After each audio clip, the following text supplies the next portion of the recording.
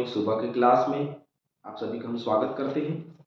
एक बार फिर से आज की क्लास में हम आगे बढ़ेंगे और काफ़ी अच्छी सुबह है। सुबह में गर्मी के दिनों में काफ़ी राहत रहती है, ठंड रहती है और बहुत अच्छा मौसम भी रहता है। बारिश की वजह से अच्छा मौसम भी हो रखा है। चलिए चैनल को लाइक करें, सब्सक्राइब करें, शेयर करें ताकि बहुतेरे लोगों तक ये जो क्लास है, ये जो वीडियोज़ है पहुँच सकें। जैसे मैंने पहले कहा कि ऐसा व्यक्ति जो टोना जादू करता है या ऐसा व्यक्ति जो संसार में है उसका हम सम्मान करते हैं, लेकिन आत्मिक रूप से जो सेवा कर रहे हैं या जो हमारे पासवान हैं हम उसकी आदर या उसका सम्मान नहीं कर पाते हैं। तो इसके पीछे में कारण जो है वो बहुत ज़्यादा नहीं है। कारण सिर्फ इतना ही है कि हम समझ नहीं पाते कि हमारा जीवन वास्तव में किस रास्ते चल रहा है और इसको समझ लेना ही हमारी असली ज़िंदगी। जब हम समझ जाते हैं कि नहीं ये सारी चीज़ें जो है वो परमेश्वर की ओर से नहीं है, तो हमको समझ में आ जाता है सारी बातें, है ना? आइए आज की क्लास में हम आगे बढ़ेंगे। निर्गमन की किताब और उसका 12वां अध्याय 16 वचन से आगे आज हम देखना आरंभ करेंगे। लिखा है, पहले दिन एक पवित्र सभा और 7वें दिन भी एक पवित्र सभा। ये नियम फसह के पर्व का जो हम लगातार चल रहे थे, हमने फसह के पर्व के विषय में देख लिया कि क्या उसका मनुष्य के लिए था और अब ये सारी चीजें जो है बता रहा है। पहले दिन एक पवित्र सभा और 7वें दिन भी एक पवित्र सभा करना। दो सभा होगी, पहले दिन एक पवित्र सभा होगी और 7वें दिन एक पवित्र सभा होगी, है ना? तो 2 दिन पवित्र सभा करना जिसमें हम लोग एक दिन विजयी प्रवेश करते हैं, दूसरे दिन ईस्टर करते हैं। लगभग फसह के पर्व से संबंधित ही ईस्टर के पर्व को मनाया गया, ईस्टर के त्योहार को मनाया गया है, बनाया गया है। और विजय प्रवेश बहुत पहले हुआ, लेकिन वो तो एक हफ्ता पहले, ऐसा कुछ है नहीं, है ना? और विजयी प्रवेश के बाद अर्थात यीशु मसीह के भीतर प्रवेश के बाद में, यरूशलेम में जाने के बाद में बहुत दिन के बाद प्रभु यीशु मसीह की क्रूस पर उसको लटकाया गया। फसह के पर्व मनाने के लिए वो जा रहा था और पवित्र विश्राम के दिन बालियां तोड़ करके वे खा रहे थे। तो इस वजह से चेलों को चेलों के लिए कुछ बातें बोली गई, है ना? तो वही है कि फसह के पर्व के दिनों में ही ये सारी चीजें, ये सारी बातें जो है वो करनी आवश्यक है। पहली दिनों में सभा और 7वें दिनों में एक सभा। उन दोनों दिनों में कोई काम ना किया जाए, केवल जिस प्राणी का जो खाना हो उसके काम करने की आज्ञा है। अब यहाँ पे एक आज्ञा दी गई है, जैसे यीशु मसीह ने कहा किसी का मेढ़ा यदि पानी में गिर जाए या कुएं में गिर जाए तो उसको क्या नहीं उठाएगा, तो उसको निकालना पड़ेगा। भाई विश्राम का दिन, इसका मतलब उसको मरने तो दे नहीं सकते, है ना? तो उसको निकालना पड़ेगा।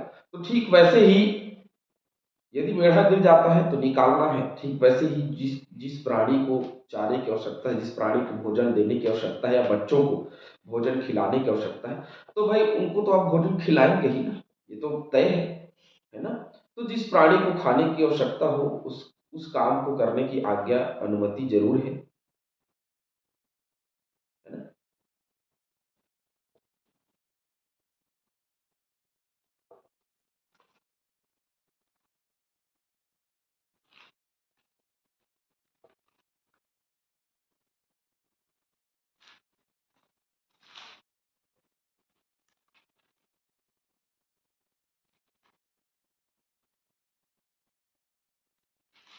गिनती का 29 अध्याय का 35 पद निकालेंगे हम लोग। गिनती 29 अध्याय का 35 पद। फिर 8वें दिन तुम्हारी एक महासभा हो, उसमें परिश्रम का कोई काम ना करना। 8वें दिन, है ना? तो ये 7वें दिन बोल रहा है, यहाँ पे 8वें दिन बोल रहा है। दोनों में अंतर है, दोनों में अंतर है ना? लेकिन एक बात दोनों में कॉमन है, वो ये है पहले दिन और 7वें दिन। तो पहला दिन और 7वां दिन, 2 दिनों में आपको महासभा करनी है। वही महासभा 8वें दिन भी यहाँ पे करने की बात परमेश्वर उनको आज्ञा दे रहा है, हिदायत दे रहा है।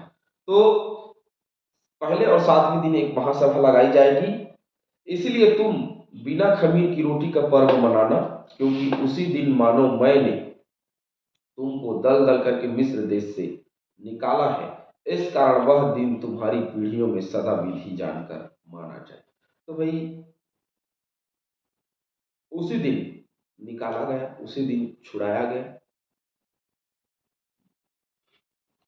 लैब व्यवस्था की किताब मेरे साथ में निकालेंगे।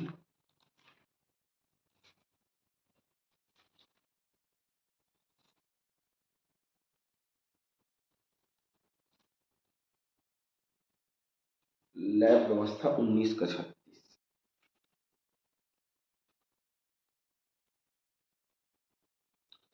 सच्चा सच्चा तराजू धर्म के पटघरे, सच्चा एपा और धर्म कहीन तुम्हारे पास रहे। मैं तुम्हारा वह परमेश्वर यहोवा हूं जो तुमको मिस्र देश से निकाल ले आया। ये निकालने की बात है, मैंने तुम्हें मिस्र देश से निकाल लिया है ना। कई जगह परमेश्वर ने मिस्र देश से निकाल लिया, परमेश्वर ने मिस्र की गुलामी से छुड़ा लिया। पूरे बाइबल में कई जगह हम स्थल में पाते हैं।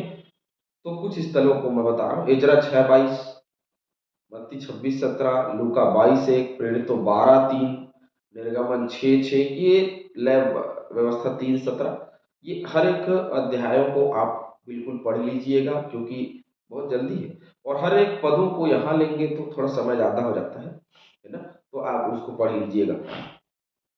पहले दिन के 14वें, पहले महीने के 14वें दिन में, दिन की सांझ से लेकर 21वें दिन की सांझ तक, 14वें दिन, इसने स्पष्ट रूप से बताया पहले महीना माह जो उन्होंने बनाया था। तो पहला महीना बसंत ऋतु का महीना, पहला महीना 14वें दिन की सांझ से लेकर 21वें दिन की सांझ तक तुम अख़मीरी रोटी खाया करना। मतलब लगातार 7 दिनों तक। 14वां दिन 14, 15, 16, 17, 18, 19, 20, 21, ये 8वां दिन हो जाता है। पहले दिन से लेकर के 7वें दिन तक, है ना। तो वो खाया करना, आखिरी दिन तक वह खाया करना। क्या? अख़मीरी रोटी, बिना खमीर का मिला हुआ रोटी। खमीर मतलब मिलावट और सड़ाहट। मिलावट और सड़ाहट के द्वारा खमीरी रोटी बनाया जाता था। अखमीरी रोटी होता है कोई मिलावट नहीं, कोई सड़ाहट नहीं, बिल्कुल स्वच्छ ताजा रोटी बनाओ और खाओ, है ना। आगे 7 दिन तक तुम्हारे घरों में कुछ भी खमीर न रहे, वरन जो कोई किसी खमीरी वस्तु को खाए, चाहे वह देसी हो वह चाहे परदेसी, वह प्राणी इजरायलियों की मंडली से नष्ट किया जाएगा। नष्ट किया जाएगा मतलब स्पष्ट है कि वह उसे मिटा दिया जाएगा। यदि कोई ऐसा करे तो परमेश्वर की आज्ञा का उल्लंघन करना, अपने ऊपर आफत लाना या विनाश लाना ही नहीं था, परंतु मृत्यु लाना था। तो आज्ञा का उल्लंघन नहीं कर सकते। कोई खमीरी वस्तु न खाना, अपने सब घरों में बिना खमीर की रोटी खाया करना। हमने फसह के पर्व के नियम को जब हमने पढ़ा तो हमने इसके विषय में पढ़ लिया है। अब हम सिंपल जा रहे हैं। तब मूसा ने इजरायली के सब पुरनियों को बुलाकर कहा, तुम अपने अपने कुल के अनुसार एक एक मेमना अलग कर रखो और फसह का पशु बलि करना। ये जो हमने फसह के पर्व में नियम पढ़ा ये वही है। अब हम लोग लगातार पढ़ रहे हैं।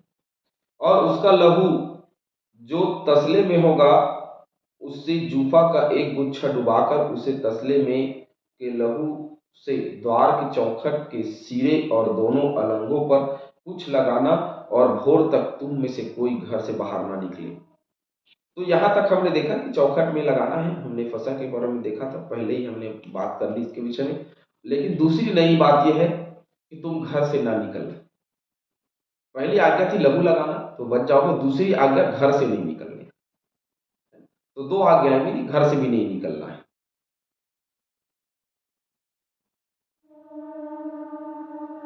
क्यों नहीं निकलना है?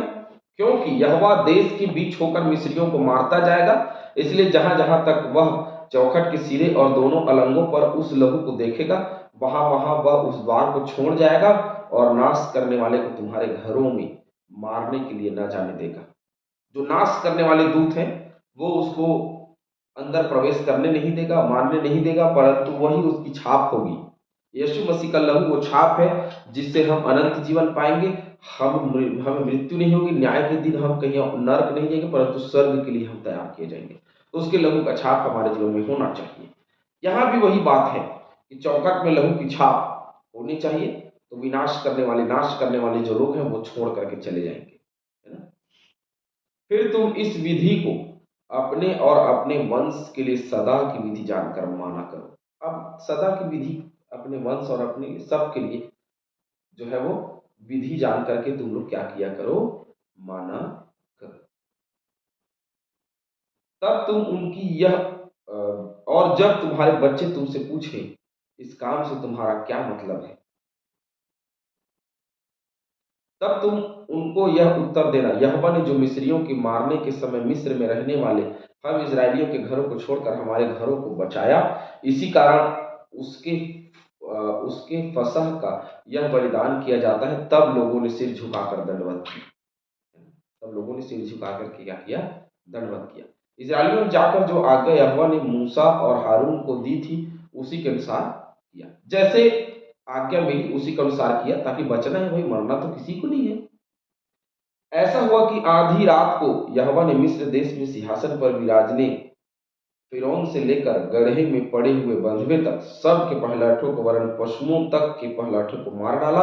और फिरौन रात ही को उठ बैठा और उसके सब कर्मचारी वरन सारे मिस्री उठे और मिस्र में बड़ा हाहाकार मचा, क्योंकि एक भी ऐसा घर न था जिसमें कोई मरा ना हो। क्योंकि सबके घर में पहलौठा तो होगा ना भाई, किसी का एक ही होगा तो पहलौठा होगा, किसी की स्त्री पहलौठी होगी, तो या पशुओं में से कोई पहलौठा होगा, तो कोई ना कोई तो पहलौठा होगा जो मरेगा। तो इसका मतलब एक भी घर ऐसा मिस्र में नहीं बचा था, क्योंकि सबसे पहले तो कोई बच्चा होगा ना भाई, या किसी का पहला बच्चा मर गया होगा तो दूसरा बच्चा बच जाएगा, लेकिन पशुओं में से कोई ना कोई मरेगा। तो यहाँ पे जो पहलौठा है वो मर जाएगा, ये परमेश्वर ने कहा था। और यहाँ हम देख रहे हैं कि जो पहलौठे थे वे सबके सब मारे गए। तो एक भी घर ऐसा मिस्र में नहीं छूटा जहां परेशानी नहीं थी, और हमारे जीवन में भी एक भी ऐसा हिस्सा नहीं बच जाता जहां परेशानी नहीं होती। दुख और तकलीफों का पहाड़ टूटता है क्योंकि परमेश्वर ताड़ना देता है, परमेश्वर सजा देता है हमारे गलतियों का, हमारे पापों का। यहाँ भी हम देख रहे हैं कि परमेश्वर ने सजा दिया हमारे गलतियों, इनकी गलतियों का, इनके पापों का। समस्याएं इनके लिए बड़ी है। क्यों बड़ी? क्योंकि पहलौठा मारा गया, चाहे वो पुत्र हो, चाहे वो पशुओं की। एक ही घर में पशुओं की भी हो सकते हैं, और एक ही घर में 3-4 मृत्यु भी हो सकती है। हो सकता है कि 4 भाई एक साथ रहते हैं, उसके बच्चे भी सबके पहलौठे मारे गए, पहला बच्चा मारा गया। तो ये समस्याएं भी उनके बीच में होती रही होंगी, और ये समस्या 10वीं विपत्ति के रूप में मिस्र देश में पड़ी। और जिन जिन घरों में लहू अर्थात इजरायलियों के घरों में लहू लगा था वे सब बच गए, क्योंकि उन्होंने परमेश्वर की आज्ञा को मानी। यदि मैं और आप भी परमेश्वर की आज्ञा को मानते हैं तो हम बचाए जाते हैं। परमेश्वर यह हम सभी को आशीष। आमीन।